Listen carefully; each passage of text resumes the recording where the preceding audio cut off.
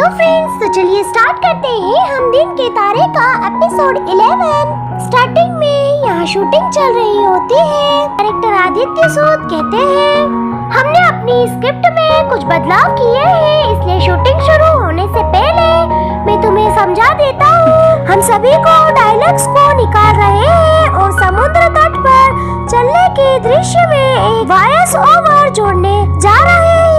इससे कोई फर्क नहीं पड़ेगा कि तुम लोग किस बारे में बात कर रहे हो, क्योंकि ऑडियो को निकाल दिया जाएगा। तुम लोगों को अपने चरित्र की भावनाओं पर ध्यान केंद्रित करना पड़ेगा। विशेष रूप से श्रेया शौर्य सीन में खुश दिख सकती है, क्योंकि उसे अभी कुछ भी पता नहीं है।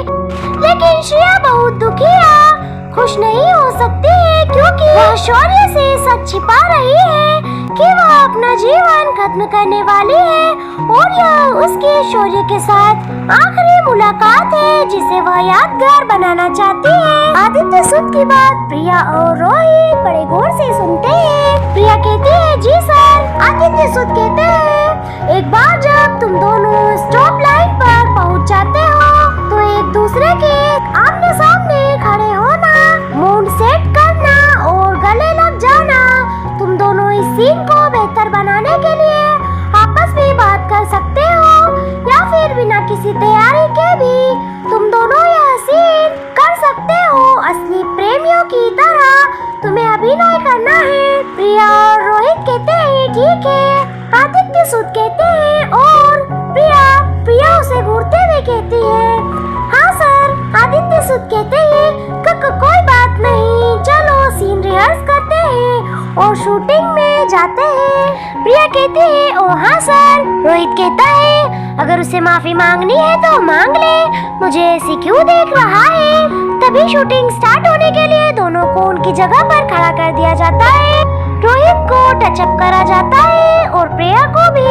इतने में आदित्य सूद कहते हैं ठीक है शौर्य श्रेया स्टैंड बाय। रोहित प्रिया के गले में हाथ डालकर चलने लगता है। प्रिया मन में सोचती है ओह गॉड मैं बहुत नर्वस हूँ। रोहित प्रिया को अपनी ओर खींचता है और उसे कस के पकड़ता है। प्रिया उसे देखती है, रोहित उसे देखकर मुस्कुराता है। प्रिया मन में कहती है ये तो बहुत रिलैक्स्ड है, वह श्रेया का प्यार शौर्य है ना कि रोहित। मुझे एकदम नेचुरल अभिनय करना है, एकदम असली प्यार करने वालों की तरह। मुझे कल की तरह कोई गलती नहीं करनी है। डायरेक्टर कहते हैं एक्शन। शूटिंग स्टार्ट होती है। प्रिया और रोहित चलकर आगे आते हैं। प्रिया कहती है मैंने पहले कभी इमेज शूटिंग नहीं की है, इसलिए यह थोड़ा अजीब लगता है। मैं हमेशा सोचती थी कि अभिनेता अब वॉइस ओवर दृश्य की शूटिंग करते हैं तो किस बारे में बात करते हैं। रोहित कहता है हम बस किसी भी चीज के बारे में बात करते हैं, जैसे आज हमें नाश्ता खाने नहीं मिला, दोपहर के भोजन में हमें क्या खाने को मिलेगा और रात के खाने में हम क्या खाएंगे, इस तरह की चीजें। प्रिया कहती है ओ मतलब किसी भी विषय में हम बात कर सकते हैं ना। तो फिर तुम रात के खाने में क्या खा रहे हो। रोहित कहता है तुम तो काफी जल्दी सीख जाती हो। दोस्तों इसके बाद रोहित ने एक कोरियन डिश का नाम लिया और कहने लगा देखते हैं मैं पोर्क बेली के साथ टटोक बॉक की सॉस खाने की सोच रहा था। प्रिया कहती है क्या ये तो बहुत अजीब मेल है।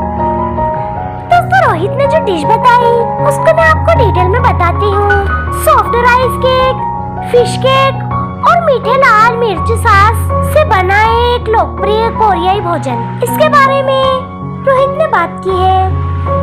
रोहित हंसते हुए कहता है क्या तुमने इसे कभी नहीं खाया, यह बहुत स्वादिष्ट होता है। और उन दोनों की शूटिंग इसी तरह बहुत अच्छी चल रही होती है।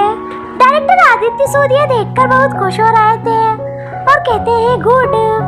रोहित कहता है मुझे भी तुमसे कुछ पूछना था। प्रिया कहती है क्या। रोहित कहता है कि तुम पहली बार केतन से मिली थी, पर ऐसा कैसे हो सकता है, तुम तो रूही की मेहमान थी ना उनकी शादी में।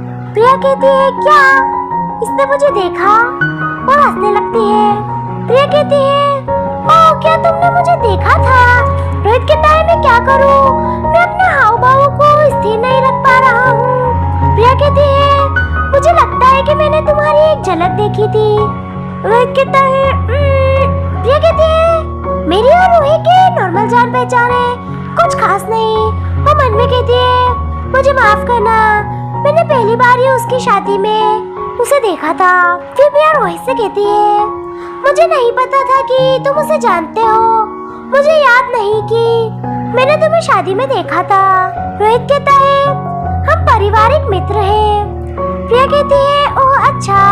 प्रिया मन में सोचती है मुझे टॉपिक जल्दी से बदलना होगा और कहती है ओह मुझे दुखी महसूस करना है, लेकिन ऐसे मूड में आना मुश्किल है। रोहित कहता है तुम ये कर सकती हो, तुम्हारी कल की एक्टिंग बहुत अच्छी थी।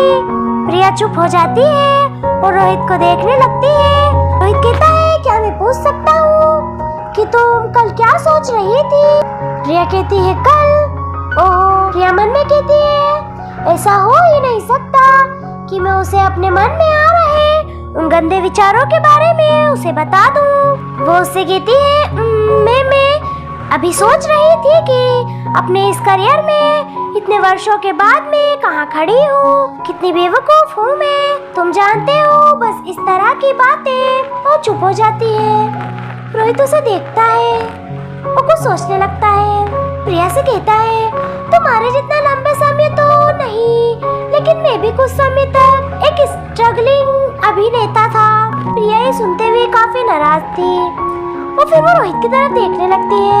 रोहित कहता है एक समय था जब मैं एक विज्ञापन में एक एक्स्ट्रा था और वह अब तक का मेरा सबसे बुरा दिन था।